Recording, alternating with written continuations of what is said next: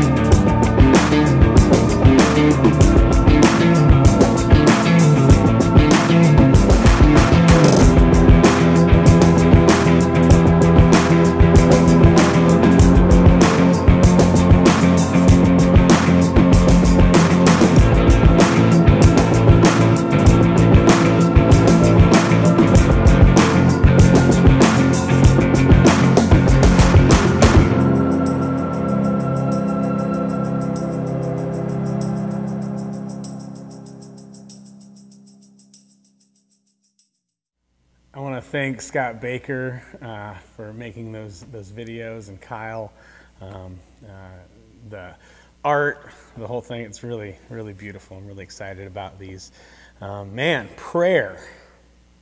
Prayer in context. Phew, I don't know about you. I've been praying a lot this year.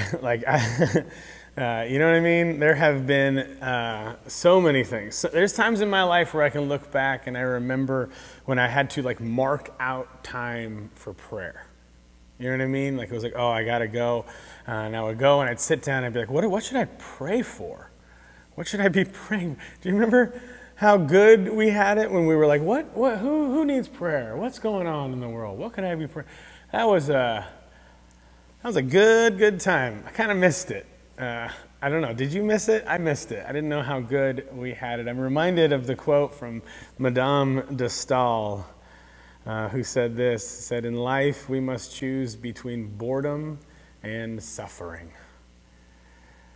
Anybody ready to be bored again? I don't know about you. I would have prayer programs, like things that I would do. I'd have like the prayer hand. Have you seen the prayer hand, like the 5 different elements of prayer? And I would try and go through and make sure I get thanksgiving and petition and intercession, and I would praise, and I would do I would work through those. I would have prayer cards. I remember, I liked these. They would have kind of like flashcards. Would have someone's name or something to be praying for, and I would go through them like fast, like prayer. No, I'm just kidding. But I would work through the flashcards or the different prayer cards during my prayer time. But today, prayer, it's like pretty much this constant inner dialogue of, oh God, please help, right?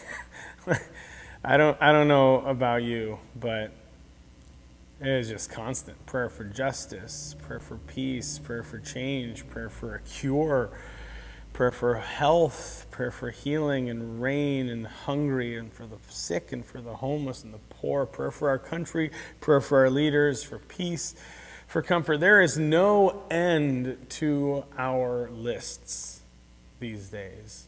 It's so obvious. They're right on the top. You don't have to think about it at all. And there's never been a time in my life where these prayers have felt more needed, right? I'm kind of tired of feeling so desperate, so on the edge. For me, the idea of prayer in my context is like, it's all I got. I'm almost all spent. There's been a song. This is a song that's really meant a lot to me and to us this week.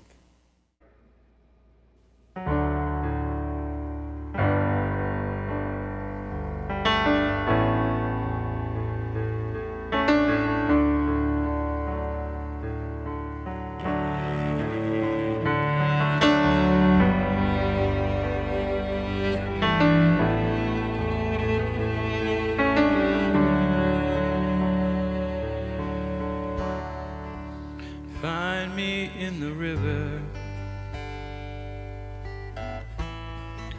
find me on my knees. I walked against the water, now I'm waiting if you please. Long to see the roses, never felt the thorns, bought our pretty crowns, never paid the price.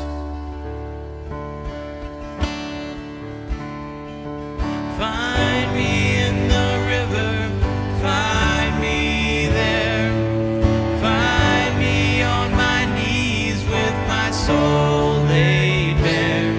Even though you're gone and I'm cracked and dry, find me in the river, I'm waiting here.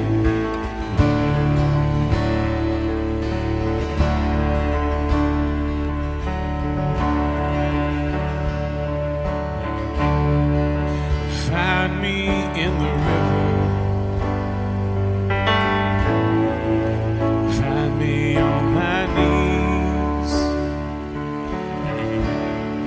I've walked against the water, now I'm waiting if you please. We didn't count on suffering, didn't count on pain, but it's the blessings in the valley. In that river I will wade.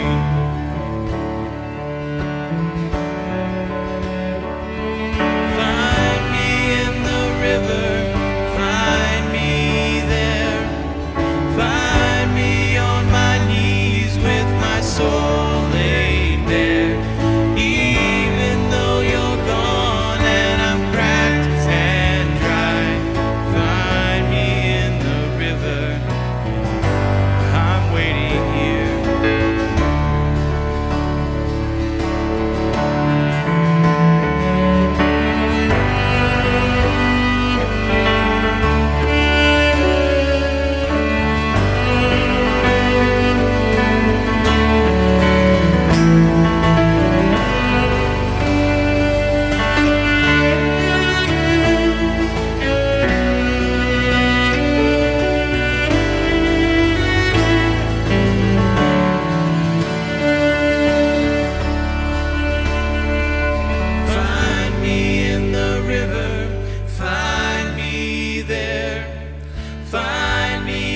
my knees with my soul laid bare.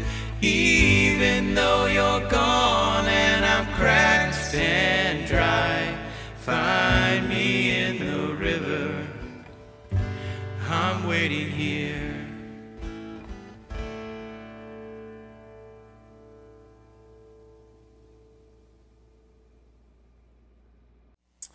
In Jesus' teachings and his examples on prayer, we notice the prayer of words in the Our Father prayer. We notice his encouragement to ask and to seek and to knock. And from these, and from Jesus' prayer at the Last Supper and others, we've developed all sorts of social, public, liturgical prayers, often centering around intercession, gratitude, worship, all really good things. But Jesus also taught prayer beyond words. He talks about praying in secret. He talks about not babbling on as the Gentiles do, or in his pre-dawn lonely prayer in Mark, because he says, your Father knows what you need even before you ask. What? Statements like those mess my prayer theology up a little bit. But these all point to, I believe, toward what I want us to think about and what I want us to consider in context today, and that is the idea of contemplation, of contemplative prayer. And this is really very, very simple. We call it meditation in many other kind of traditions or rituals, or even yourself. This is an opportunity. It's an idea that it's a time for us to be open to and in union with God's presence. That's really what contemplative prayer is. It's resting in God more than actively seeking to fully know or understand or fix or correct. Jesus models this constantly throughout his life, and yet we tend to make prayer about words, about our mind converting our thoughts through our language and then communicating that out to God. And we believe that in Christ, this word became flesh, right? But we didn't really want flesh, right? We don't really want flesh in that way. We didn't want an embodied relationship with God. Instead, we wanted words with which we could proclaim certainties and have the answers. At their lowest levels, all three monotheistic religions insist on absolute truth claims in forms of words, whereas Jesus' truth claim was his person. It was his presence. It was his ability to participate in God's perfect love. That is the truth that we believe in. This is the truth that we can enter into in contemplative prayer. In these times, this method of prayer is a movement beyond conversation with Christ to simply communion with Christ. It's a practice based on the words of Jesus in the Sermon on the Mount. If you want to pray, enter your inner room. Close the door and pray to your Father in secret, and your Father who sees you in secret will reward you. Notice that Father it's really just a personal relationship. That's what it's talking about there. And for many of us, if we have had challenging or hard relationships with our Father, that pulls us away right there at many times. But the idea is this is a person whom you are intimate with. This is a person whom you can relate to and connect with. So that starts us off right there. There is this connectedness. And then the first step, it says, enter into your inner room. And that is symbolized really by the heart in most traditions. In the ancient times and biblical times, it was the bowels. We won't do that. But it's this idea of going into your innermost self, beyond the senses and beyond the thinking, beyond the stories, beyond the chaos, the context of the day. Where are you? Find that place. That's your inner room. And then second, it says close the door. Close the door, symbolizing your intention of letting go of all thoughts, preoccupations, all memories and plans during this time. This is a sacred time. I'm closing the door. And as soon as you have any thoughts that might come in, that might overtake you, and that happens to me all the time. It's definitely going to happen if you're starting out this practice of contemplative prayer. But simply just try to return back to your original intention of just simply letting it go. And you can do this in many very simple, really gentle ways.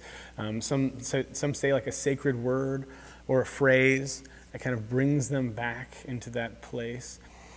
For others, it's just noticing your breath. It's just taking a moment to pause. I picture myself on a river, by a river, not on, sitting next to a river. And if a thought comes in, anything's coming in to distract me, I literally just pluck it out and I drop it in the river and watch it just float away. And I never have to worry. And if it comes back, I go, what are you doing here, little buddy? You're supposed to be in the river. And I just let that go. You have to find a way to kind of clear your head in that way. And then finally, you open yourself up and you sit in secret, in silence, with the God who knows us perfectly.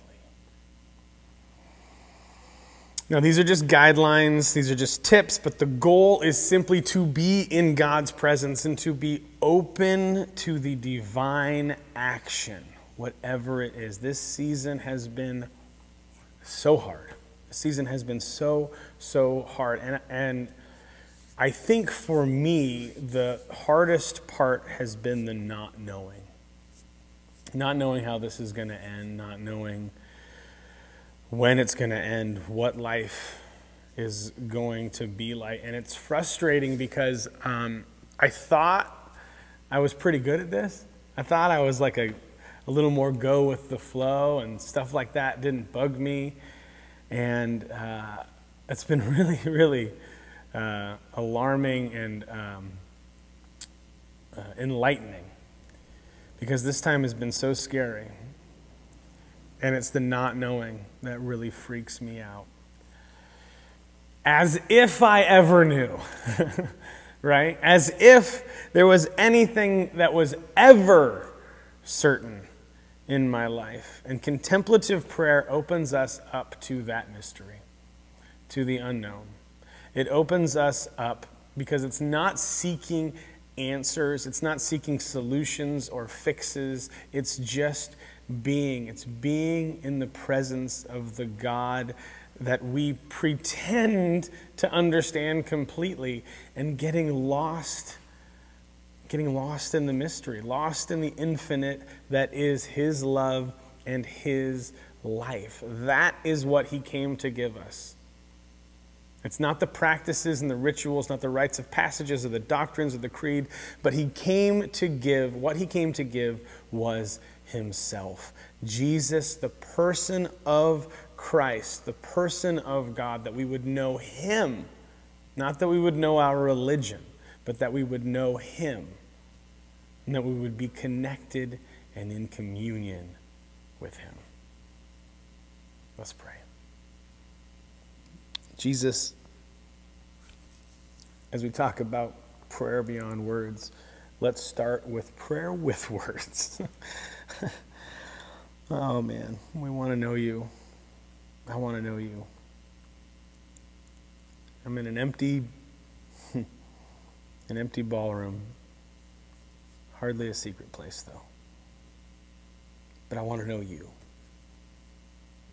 And I ask that You would draw all of us in this church toward You, closer to You in this season. That this season would be a time of unknowns, and that we would embrace that, because You are basically unknowable, and yet You give Yourself wholly, fully unto death for us, because that's how deeply You long for us to know you. And as we draw near to you, you say that you draw near to us.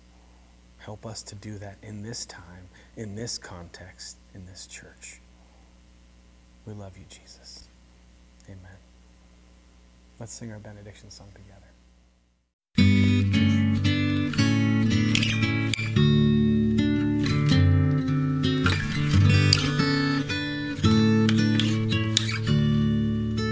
May the Lord bless you and keep you. May the Lord make his face shine upon you and be gracious to you.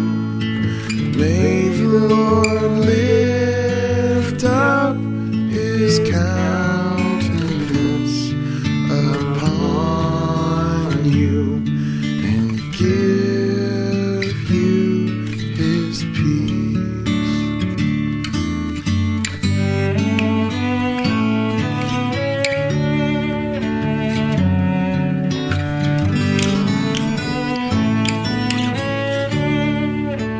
May the Lord bless you and keep you.